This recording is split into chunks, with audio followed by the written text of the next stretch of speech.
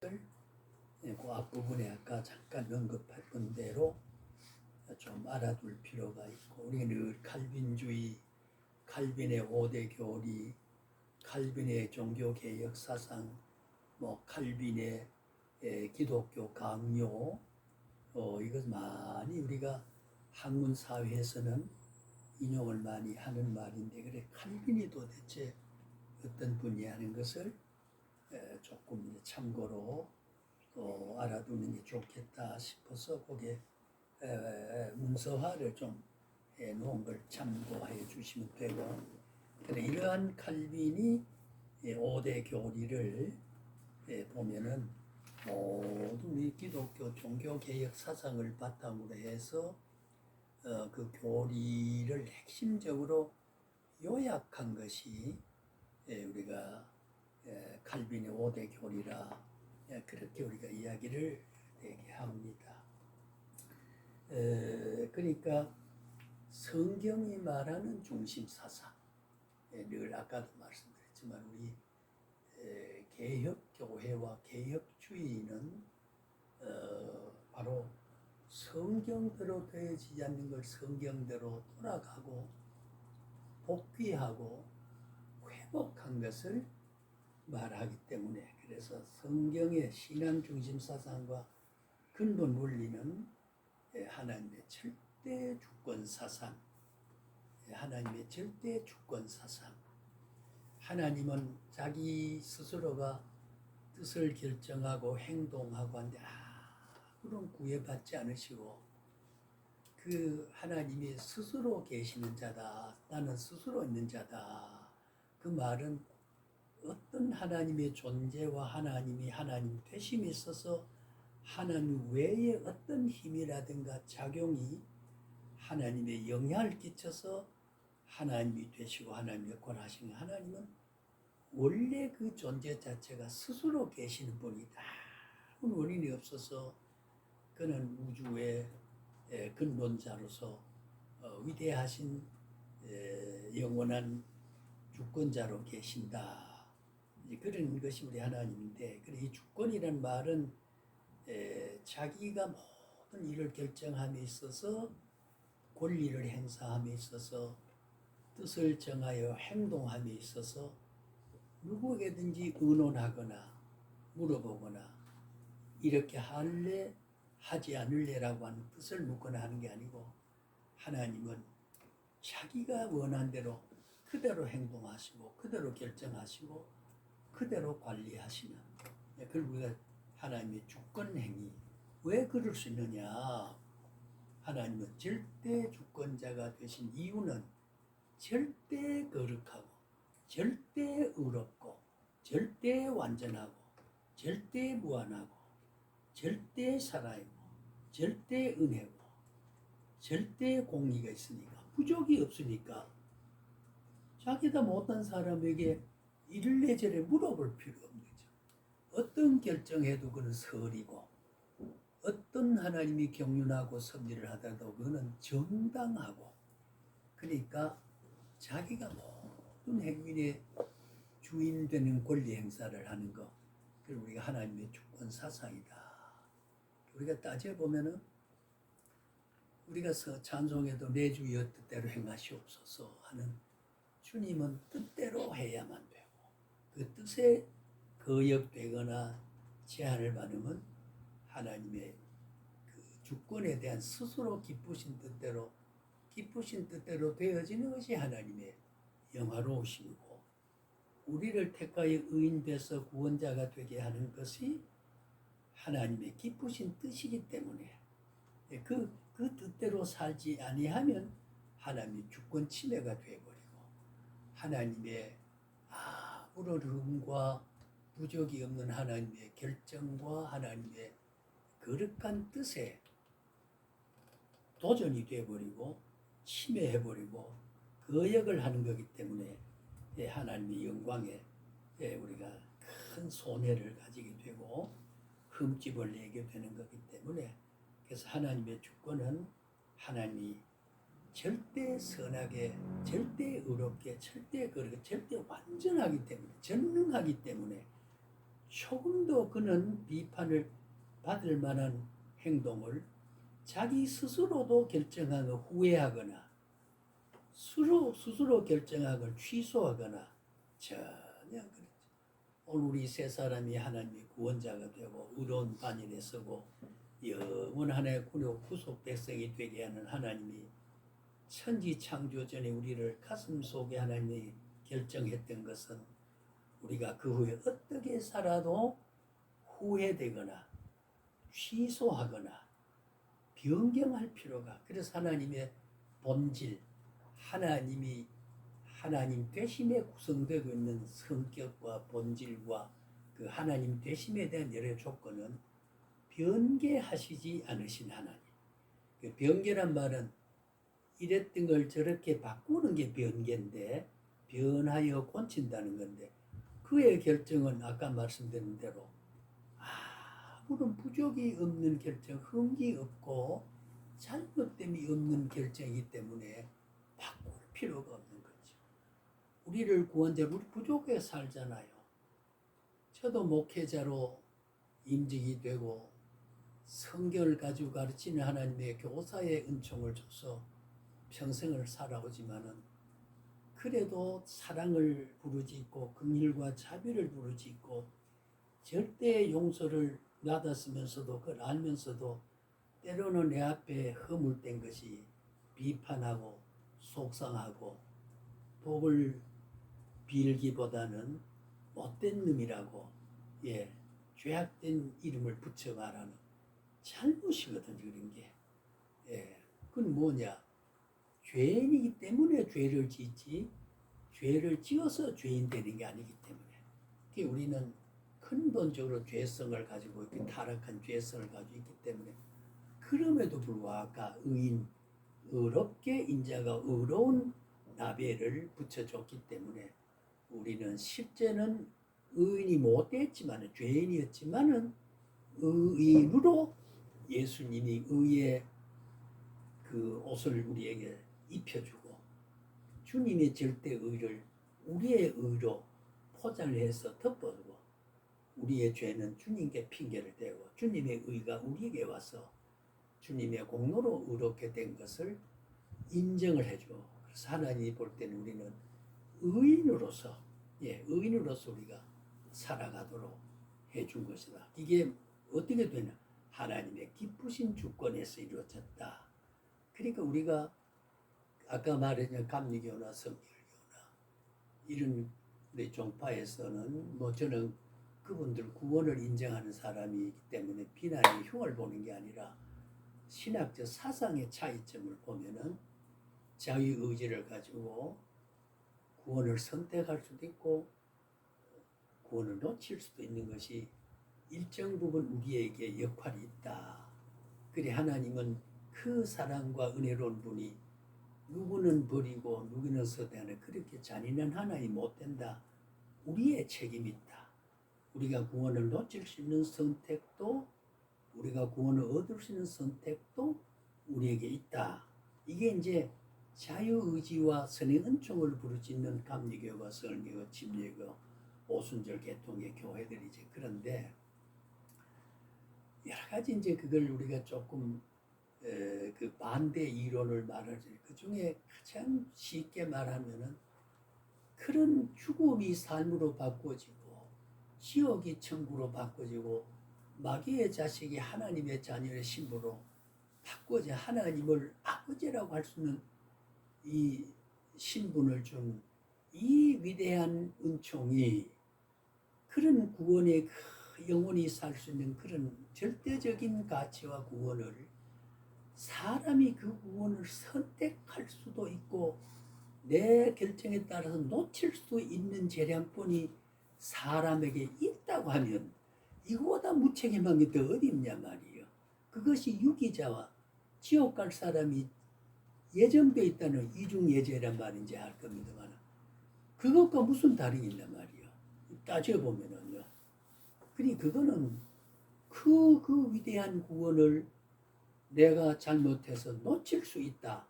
그 재량권을 너는 이 위대한 구원을 하기에 따라서 받을 수도 있고 네 책임으로 버릴 수도 있다. 놓칠 수 있다. 부족한 우리가 버릴 수 있는 소행이 많은데 그것이 하나님의 절대적인 은혜, 불가항력적인 은혜, 하나님의 아무리 발부둥 쳐도 내가 너를 구원하겠노라는 절대 의롭과 판단과 정의와 완전과 거룩으로 선택한 것은 취소되지 않는데 어떻게 네가 구원을 놓칠 수 있느냐 생각해보면 엄청난 차이가 있다는 거지요. 그래서 이 주권이라고 하는 것은 하나님은 기쁘신 뜻대로 하시고자 하는 것을 전혀 어떤 하나님 외에 구애를 받지 않으죠. 하나님은 성자 예수님이 그렇게 목숨을 버려가면서도 할 때도 그 기쁘신 뜻의 성취를 위해서 영원전에 예정을 하시고 그 예정을 이미 구약의 창세기부터 이미 쭉 예정을 해서 그대로 실천해 가시는 거. 아까 제 야곱 말하다가 다른 말을 그쳤지만은 야곱은 레아와 라헬이라는 이제 원래 외삼촌 바단 아람 땅에 야곱이 에서와 이제 복을 가로챈 것 때문에 갈등이 겪어서 도망을 이제 베델에서 밤을 새워서 외삼촌 집에 고용살이 20년을 했는데 나중에 이제 돌아왔는데 그게 라헬과 레아가 더 이쁜 여자를 자기가 네가 선택하라게 누구를 선택했대. 밤에 그냥 외삼촌이 원하는 A를 보내지 않고 원치 않는 사람을 보냈단 말이에요. 언니를 보내. 동침을 하고 보니까 자기 원하는 사람이 아니에요. 그래서 그러다 보니까 원치 않는 사람도 아내가 돼버렸고 원한도 아내가. 그리고 레아와 라헬이 본처가 됐지 이제. 그 당시는 문화가 구약의 오늘 우리 윤리적 문화로 우리의 고정관념 보면은 비윤리적이지만 그러나 그때는 그때도 수혼이라고 형수하고도 결혼해서 아이를 해서 형의 자식을 잃어갔단 말도 있습니다만은 성경에.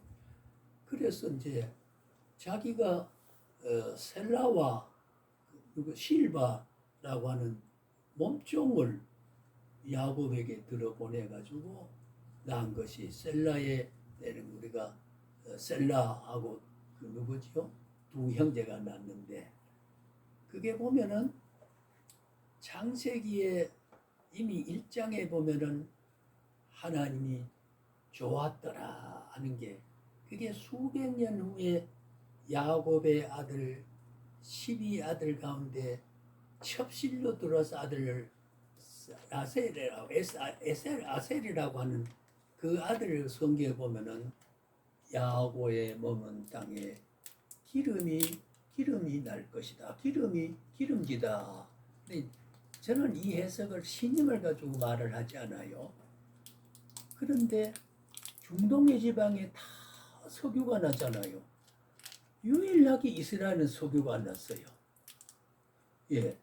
그런데 2005년도인가 20년도 그게 바로 석유가 개발해가지고 풍족하게 자급자족이 되도록 돼. 그 아셀의 이스라엘 후예가 그 머문 땅에 기름이 나고 그것이 모세가 말한 창세에 말한 게 그대로 이루어져서 하나님의 약속은 아셀의 성경에 기름이 될 것이다. 그 석유가 났다는 겁니다. 난 여기서 더 연구를 하려고 그럽니다만은 이렇게 해서 해석이 정말로 하나님의 뜻이 맞는 거냐 안 맞는 거냐 그러니까 내 신앙으로 아직도 확실히 신념이 들지 않기 때문에 여러 군데 말은 안 해요. 그러나 하나님은 그때 그 예언한 것이 아셀이라고 하는 이스라엘 하나님의 12지파를 통해서 이스라엘 땅에도 기름이 날 수 있게 한 것은 이미 성경의 언약이다 그 말이죠. 모든 하나님의 주권적 섭리 기준을 보면은 그 말을 믿을 수도 있다. 그래서 제가 주권과 관련해서 이야기를 하는데 하나님의 예정은 수천 년 전에 수백 년 전에 있었던 것도 수백 년에 모든 것은 하나님의 영원성의 사실이기 때문에 우리는 과거와 현재와 미래라고 하는 시제라고 하는 흘러간 시간과 누리는 시간과 미래에 닥쳐올 시간을 가지고 우리가 바라보고 사는데 성경은 영원한 현재지요. 그러니까 하나님 문지기로 있는 한순간이 세상 천날보다 더 귀하다. 예, 하루가 천년 같고 천년이 하루 같은 영원성에서 볼 때 창세기에 우리의 창조된 크로노스를 24시간적 개념에서 보게 되면 이제 그런 세월이 많이 흘러갔지만은 하나님 현재성에서 이루어지게 되고 그 약속은 어느 시기가 되면 이루어진다. 그것이 오늘날도 지금 그 당시에 조상을 세워서 아브라함이 이삭을 낳고 이삭이 야곱을 낳아서 야곱이 그래서 12형제를 해서 예언대로 12지파가 형성돼서 제사장 지파 유다 지파가 있고 단 지파는 또 그걸 못 받아서 어떤 사람은 우리가 단군 조선이 다니 우리 아시아로 우리나라 조상이 됐다면 그건 너무 엉터리 없는 해석이라고 그래 보고 또 일리가 있는 논리를 세운 사람도 있긴 합니다. 그래서 모든 것은 하나님 주권적인 섭리 속에서 이루어 가고 있기 때문에 그래서 아까 말씀드린 대로 하나님은 모든 인류 역사의 주권이다. 그것이 기쁘신 뜻대로. 그러니까 영광을 받으시옵소서. 주님의 하나님의 모든 것이 정의롭습니다. 하나님을 살 수 없는 우리는 이래가면 될 뿐이 하나님 왜 그렇습니까? 우리가 도덕적인 대로는 그럴 수 있어요. 왜 하나님 날 가난하게 합니까? 날 왜 몸이 약하게 합니까? 그럴 수 있어요. 오히려 약하게 하는 것, 저도 몸이 약한 부분이 많이 있어요. 우리 이 목사님도 지금 몸이 약해서 늘 이렇게 약을 먹게 되고, 우리 권사님도 지난번에 몸에 약간 약한 부분이 있다고 그러는데, 우리 가족도 약해요. 그래서 앞서 준종합 검사를 성모병원에가 했습니다만, 혈류 검사하고 뭐하고 초음파고 다 했는데 크게 이상이 없는데 뇌의 기능이 좀 떨어진다 이런 판단을 받았다고 그래요. 저는 여기 이제 주사를 맞고 장검사, 위장검, 피검사, 엑스레이검 다 하면 결과는 아직 안 나타났는데 장검사와 위장검사는 결과가 그래서 필름을 주더라고요. 아무 이상 없다는 거. 제가 늘 기도할 때 매년 검사할 때마다 용종이 3개, 4개를 따내서 한 개에 36,000원에서 4개 따니까 그것도 10몇만 원이 또 더 들더라고. 또 10몇만 원에 그 뭡니까 수면 내시계에다가 뭐 이래 하니까 한 30만 원 들에 한 번씩 할 때. 근데 이번에는 10만 8천 원밖에 안 나왔어요. 근데 깨끗해요. 늘 하나님이여 내가 아직은 말씀 사역합니다. 만약에 선조에 대해서 입원하거나 용종에 대해서 이렇게 보내하고 이랬어요. 5장 6벌을 하나님 깨끗하게 하나님 하실 수 있으니까 그래서 기도 응답이 됐는지 매년 용종을 4개 따내던 게 3년 2개월 만에 갔는데 하나도 깨끗하. 그래서 담당 의사가 설명을 하더니 4년 있다가 검사해 볼 만합니다. 요런 분은 근데 나이가 들었기 때문에 4, 5년 후에 그냥 있다가 뭐 이런 생각도 하려는데 그때 가서 하셔도 되고 안 하셔도 된다. 그런 말을 제가 듣고 왔는데 이걸 자꾸 보면 처음으로 그렇지 않더니 여기 수면 내시경 놓은 게 이렇게 보이더란데 제가 막 생각하니까 하나님은 들어주실 거는 들어두시고 또 늘 기도할 수밖에 없는 거 이런 거는 늘 하나님 앞에 매달릴 수밖에 없도록 그래서 기도의 줄을 끊지 않도록 하기 위해서 그래서 몸에 연약한 부위를 내가 우리 목사님하고 통화를 하거나 문자 뭐 다른 일로 곁들여 일할 때 늘 건강 최고입니다. 최대는 하나님이고 최고는 나의 건강이다. 건강 이게 말씀의 도구고 의의 병기다. 병나버리면 아무 소용없거든요. 아무 소용없어요. 근데 건강 챙기는 거는 이거는 탐욕과 사치와 지나치게 지나친 무슨 프랑스 제인이 우리가 지금 프랑스보다 앞선다고 그런 데서 예. 화장품이요. 지금은 세계 수출이 사치가 중국의 프랑스 제품보다 우리 중국이 우리 화장품도 선호할 정도로 그런 일이 개발을 했잖아요. 근데 외자란 것 때문에 갖다가 뭐 몽타리니 뭐 해가지고 하는 거 그거는 안 되지만 건강한 거, 예, 형편되면은 육류도 좀 뭐 사치가 아니기 때문에 예, 육이어가는 거 동기는 하나님의 영광을 위해서 살아가는 내 육체다. 예, 그래서 보살펴 주는 것은 우리의 자유의지와 지성은 예, 바로 그런 거거든요. 우리가 은혜를 주지만 아까 이제 절대 부패라는 말을 하게 되는데 전적인 타락과 부패했다는 말은 이게 양적이냐 질적이냐. 그래 어떤 목회자 신학에서는 다 부패했다. 우리는 털끝만큼도 의가 남아있지 않다는 질적인 부패를 이야기. 물론 그게 어느 정도는 맞지만은 여기서 전적인 타락이다 하는 것은 양적인 것, 지성도, 감성도, 의지도, 이성도, 모든 마음도 다 우리가 토탈 디프라보이테라. 그 토탈이란 말은 빠짐이 없는 걸 다 그러고 개인에게 돌아오면 인격 요소가 전부가 불패. 그래 하나님의 주권적 은혜가 은혜로 오지 않으면 도저히 아까 말한 대로 내가 구원받을 수 선택할 수 있다.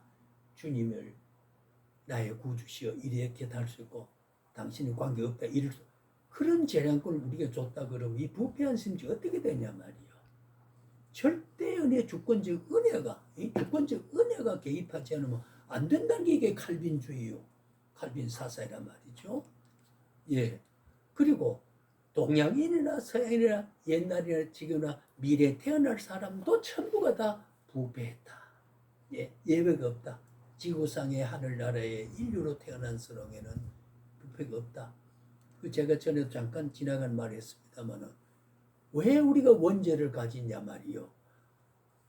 아담 보지도 못했고 지금 창세 6천년 지나왔다 그러면은 우리가 언제 하나님이 선악과를 쳐다보고 먹으라고 테스트한 것도 없었는데 왜 내가 아담 위에 죄이느냐. 그래서 아담의 연대성을 가졌다. 우리는 예 유전죄랑 유죄란 말은 좀 이상하지만은 원죄가 예 원죄가 최초의 죄악을 우리가 원죄 그 아담에게 모든 책임을 성경에 연합이 돼 있다. 그러니까 우리가 이런 집을 살 때도 계약을 할 때 이 차용 증서에 대한 못 갚으면은 내가 대신 갚아주겠습니다. 그래서 연명으로 인감증명부터 도장을 계약을 해서 주면은 돈을 쓴 사람이 못 갚으면은 연대 보증자가 똑같이 갚아야 되고 못 갚으면 집에 재표거나 담보가 돼야 되고 해야 되기 때문에 그 연대 보증과 같은 거. 아담과 연대가 되어 있기 때문에 아담 타락은 다 우리의 타락의 연대 보증으로 돼서 유전 법칙이라 이렇게 이제 죄가 형성돼 신학적으로 그래 정리하는 거거든요. 자, 그러니 우리가 전적 부패란 거. 아까 우리 이 목사님이 강 집사님을 위해서 너무 진도를 하지 말. 그래서 내가 이 한 대목을 가지고 이야기를 이렇게 하는 주권이 예, 그래서 우리 하나님이 행하시는 일은 불가침이다. 왜라는 이유를 대응적 논리 성립이 인류 사회에서 존재할 수 없다. 하나님 외에 더 정당한 결정을 한 분이 없다. 그래서 하나님 주권이 성립이 되는 것이다. 그게 이제 첫째 항목이 바로 그렇게 되어 있습니다. 5대 교리에서 예, 5대 교리 여기서 전적 타락이라고 되어 있습니다. 투립이라고 하는요. 예, 토탈 디퍼러버티. 요게 전적이란 말은 아까 말한 대로 깊이 남김없이 죄가 물떴다 아니고 우리의 인격적 요소 가운데 모두 다 타락했단 말이에요. 예, 그러니까 토탈이라는 말을 씁니다. 학문적으로. 그 토탈은 전 인류적이고 전 인격적이다. 예외가 없다 그 말이죠. 예, 이런 타락을 우리가 계산하고, 그러니까 하나님의 여기는 전적 타락이니까 능동적으로 구원을 얻겠다고 할 수 있는 거룩한 발상이 우리에게 존재할 수 없어요. 그러니까 절대 주권으로 나는 너를 대거 구원자로 택하겠다는 이것이 하나님이 결정해 주지만 안 된다는 거거든요. 예, 그래서 우리의 믿음을 은혜로 주고 은혜로 구원을 얻도록 만들지, 네가 선택함으로 되고 선택 안 하기 때문에 네 책임으로 지옥 간다. 그렇게 하나님 무책임하게 하지는 않는다. 그래서 우리가 늘 말한 대로 감리교, 성기교, 침례교, 오순절 순복음계통에서 말하는 자유의지에 대한 자기 선택권에 대한 거, 예, 여기에 대한 것은 우리 칼빈의 5대 교리에 원래 보면은 맞지 않다. 우리는 전체 부패다. 또 모든 거 보면 의가 없는 일이 하나도 없고, 예, 전부 다 성경 그래 돼 있으니까요. 예, 성경 그래 돼 있거든요. 그리고 이제 무조건, 그리고 어떻게 돼요? 그러니까 우리가 조건 없는 선택입니다. 무조건 선택. 항목목선 그리고 그 다음에 세 번째는 전적 타락이죠. 무조건 선택, 아까 이야기한 대로 제한 속죄입니다. 이게 이제 우리 칼빈주의의 약점이라고 말하는 게, 왜 하나님은 자비로운데 누구는 구원하게 되고 누구는 구원 안 하게 되느냐. 그래서 아까 말씀드린 대로 야곱과 에석은 태어나기 전에 이미 에서는 버리고 야곱을 택했다고 했고, 에서는 그래서 이방 여인과 결혼해서 이방인의 조상이 돼 나갔습니다. 그 성경은 이방인의 조상이 돼도 그가 풍족하게 먹고 살 것이 보장됐다고 했어요. 예, 그래서 우리가 일반 사회 예수 믿지 않고 교회와 아무튼 교회를 비판하는 사람도 저런 모르고 그 빌딩이 올라가고 수많은 재벌이 된 사람 있지 않습니까? 그 일반 은총은 그래서 그들을 통해서 세금을 많이 내고 그들을 통해서 고용인을 많이 써가지고 골고루 하나님 백성이 살게 하는 거, 섭리 기준에서 보면 하나님의 공평한 법칙이에요. 왜 누구는 잘 살고 누구는 못 살게? 다 그렇게 살면은 마찰 때 투쟁해가지고 안 돼요. 동질 마찰이라고 하는 게 있어요. 내게 없는 걸 네게 주고 네게 없는 걸 내가 주고, 당신 혼자 경영 못하니까 나는 노력을 주고 당신은 물질 가지고 나를 보상해라. 그래서 함께 살고 그 경영을 세금을 내가지고 복지 정책을 쓰고 나를 경영을 하도록, 예, 교통순경에 월급을 내가지고 이렇게 할 수 있도록 등을 켜고, 또 쓰레기 청소를 해가지고 월급을 타서, 저게 없으면은 이 부스러기와 이런 휴지를 어떻게 하냐 말이죠. 예, 저런 사람이 있기 때문에, 예, 그래서 우리가 버리더라도 치우는 사람이 있어서, 그래서 깨끗하게 정리하는 것은 모든 것이 하나님의 일반 은총과 일반 섭리에서 사회적 삶의 균형을 잡아가는 게 이게 하나님의 일반 섭리라고 볼 수 있는데, 그래서 우리가 제한 속죄란 말은 죄를 용서하고 구원을 얻는 사람이 돼 다 구원을 주길. 그러면 예수님 십자가에 못 박을 필요도 없고 오실 필요도 없는 거지. 뭐 다 구원하면 되어버리는 걸 뭐. 그래서 하나님이 언제나 사실 따져보면은 감리교는 성경에 말하는데 주님의 그 폭넓은 절대 사랑을 가지고 예수님이 오신데 어떻게 구원받을 자만 위해서 죽고 오셨겠냐 그 말이에요. 모든 인류 일정적인 이론이 맞아요. 모든 인류를 위해서 온 거 틀림없어. 이 인류를 위해서 왔는데 선택하는 사람 구원받고 그걸 받아들이지 못하는 사람 지옥 간다. 그런 책임이 있어야지. 아예 에서는 버리고 야곱을 선택했다. 두 여인이 맷돌 가다 하나는 버리고 하나를 선택했다. 이거는 너무 가혹한 게 아니냐. 그래서 이제 절대 칼빈주의의 논리가 이론적에서 조금 이제 그 뭐라 그럴까, 인간의 이성으로 설득하기가 조금 난감한 부분이 없잖아 있어요. 예, 하나님의 주권상 왜 그러냐 하는 것은 앞서 말씀드린 대로 왜 하나님이요 다 좀 택하지 누구는 죄고 누구 백성은 그건 내 기쁘신 뜻이라 그 말이야. 하나님의 신비한 창세전에 계획한 것을 왜 그렇게 했느냐는 말이 왜 하나님의 절대 기쁘신 뜻은 자기 주권인데 뭐 그것이 자기 기쁜 뜻에서 한 것을 왜라는 말을 우리 도덕적 정감 가지고 하나님은 그래 하고 싶어 하시는 이게 정당하고 공의롭고 무한하고 자비롭고 불변하신 하나님의 본질을 가지고 하신 자유권 행위를 가지고 스스로 하는 거, 예? 스스로 하는 행위에 대해서 누가 그게 왜라는 이유를 붙일 수 있겠냐는 거죠. 그게 주권이 우선 전제가 돼야 되는 거죠. 그래서 우리 감사한 것은 왜 나는 넓은 길 다 가고 이래 하고 왜 연연치 여자처럼 이렇게 살지 않고 왜 여목사님 돼가지고 이렇게 올가미 끼어가지고 그래 살아야 되느냐. 저도 마찬가지거든요.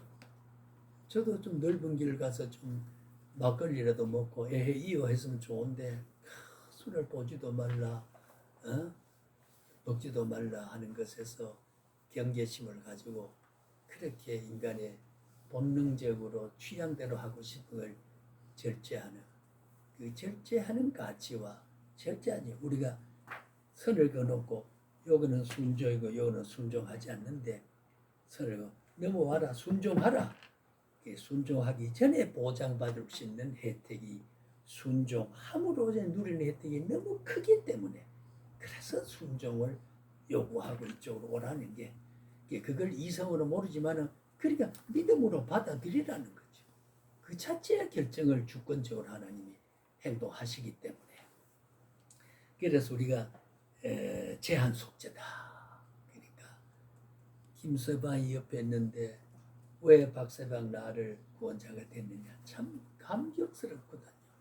지옥 갈 사람 옆에서 난 천국 가고 그렇잖아. 성경에도 분명히 나사로와 부자 노인하고 그 문간방에 떨어지는 부스러기로 연명을 채우고 문간방에 있다가 둘 다 죽어갔는데 나사로는 아버나 품에 안기고 부자는 지옥별에 떨어져서 나사로를 바라보면서 두고 못 살겠다.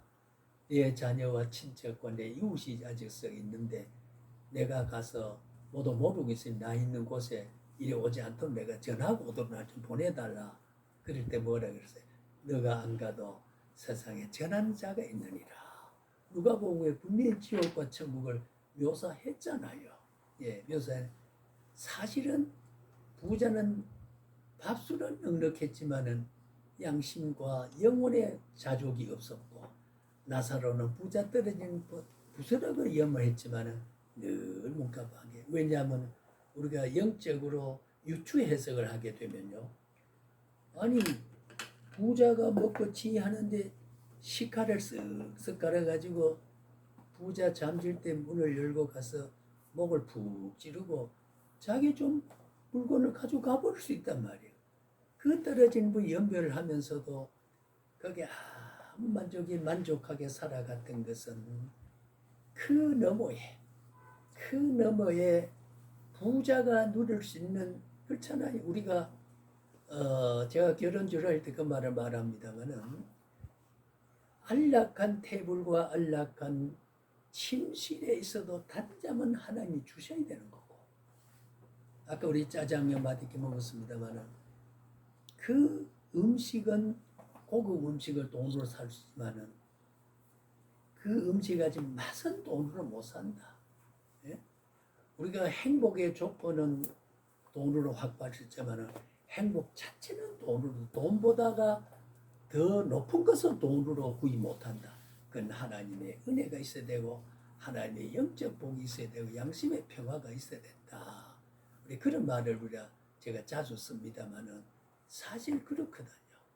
예, 우리는 손해를 보는 것 같지만은 물리적으로 이 땅 외에 감각적인 손실을 오지만은 깊은 양심의 평화 그것이 내 주머니에 있어가지고 평화를 보장하는 것보다가 그것이 나감으로 인한 나의 행위에 대한 성령의 교감과 그것으로 오는 평화와 만족은 비교할 수가 없다. 예? 그게 아브람과 부자의 분명히 내세가 주권적으로 성립이 되어 있는 거거든요. 그래서 우리 제한 속죄라고 하는 것은 이거는 성경적이다 그 말이에요. 이게 성경적이다. 누구가 선택하고 선택 안 하고 그것이 불만이 돼서 지가 책임질 수 있다. 그런 우리의 부족한 완전히 타락한 우리에게 구원을 선택할 수도 있고 지옥을 선택할 재량권을 가졌다 그러면 안 되기 때문에 예.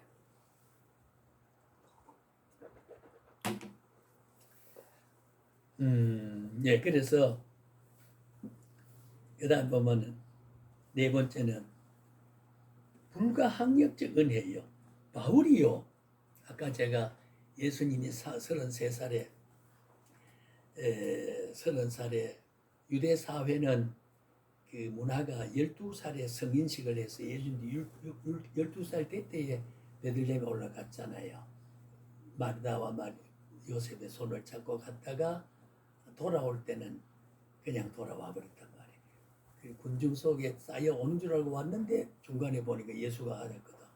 다시 베들레헴에 올라가니까 학자도 토론을 하고 왜 너희가 여기 있느냐? 엄마 아빠 걱정했잖아. 여자애 나하고 무슨 상관이 있나니까 이런 말을 한 거. 그 여자라고 할 때 우리는 그냥 성별을 말하는 거. 자기 어머니의 여자라고 한 것은 속된 표현이고 너무나도 윤리적으로 탈선한 말이 아니. 그때 여자는 원문적으로 보면 극존칭. 아주 자기 어머니를 매우 높이는 그런 존칭으로 썼던 게 여자여 그래 했지요. 그래서 조금 이제 휴식을 해야 될 것 같아요. 우리 권사님도 좀 피곤하시고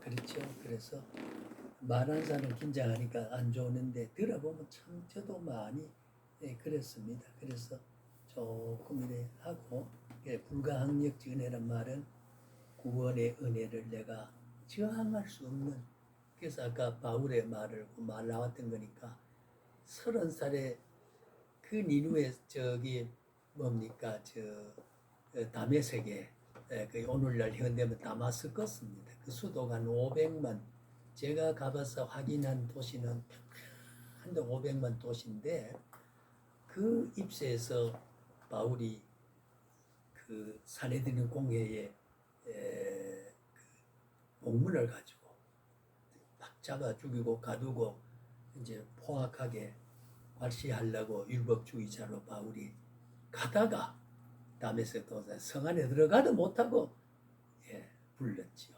바울이 딱 보니까 주여 미시오니까 눈이 딱 그래서 바울의 질고는 사탄의 가시란 말 성경에 표현됐는데 이제 갈라디아 교회 설교하다가 부등부등 이게 그 간질병이라 그랬죠. 그럼 이제 눈이 머는 병이다. 뭐 여러 가지 학설이 있습니다만 그때 이제 하나님 불이 성령 불이 불러서 눈이 잠시 멀어서 안수기도 받고 이제 회복됐다. 주여 미시오니까 나는 네가 핍박하는 예수다. 응? 나는 네가 핍박. 지금도 다메섹에 백성을 내 백성들을 괄시하러 가는 게 아니냐. 그래서 불러가지고 거기서 회심이라고 하는 게 생겨서 그가 30대 사도가 돼서 모든 것을 누르고 하나님의 위대한 예수 이후의 작은 예수라고 하는 바울이 된 거거든요. 그랬던 이게 뭐냐? 불가항력적 은혜다. 싫습니다. 그럴 수 없다. 하나님의 주권적 뜻으로 너는 구원자로 내가 택했다고 하면 그걸 거부 못하던 그런 은혜가 우리에게 주어진 것이다. 거기까지 하고 좀 휴식하세요. 휴식하고